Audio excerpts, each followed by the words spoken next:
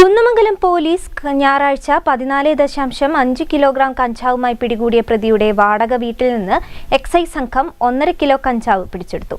തലയാട് ഓടക്കുണ്ടപ്പൊയിൽ തോട്ടിൽ വീട്ടിൽ ഹർഷാദിന്റെ പൂനൂർ കോളിക്കലിലുള്ള വാടക വീട്ടിൽ നിന്നാണ് താമരശ്ശേരി എക്സൈസ് സർക്കിൾ സംഘം കഞ്ചാവ് കണ്ടെടുത്തത്. സ്കൂട്ടറിൽ വിൽപ്പനയ്ക്കായി കഞ്ചാവ് കൊണ്ടുപോവുകയായിരുന്ന ഹർഷാദിനെ വാഹന പരിശോധനയ്ക്കിടെ കുന്നമംഗലം പോലീസ് അറസ്റ്റ് ചെയ്യുകയായിരുന്നു. ഹർഷാദിന്റെ വാടക വീട്ടിൽ കഞ്ചാവുള്ളതായി കോഴിക്കോട് എക്സൈസ് ഇന്റലിജൻസ് ബ്യൂറോയിലെ assistant excise inspector Chandran Kuzhichalil നൽകിയ വിവരത്തിന്റെ അടിസ്ഥാനത്തിൽ Thamarassery excise circle inspector E ജിനീഷിന്റെ നേതൃത്വത്തിലുള്ള സംഘം തിങ്കളാഴ്ച റെയ്ഡ് നടത്തുകയായിരുന്നു.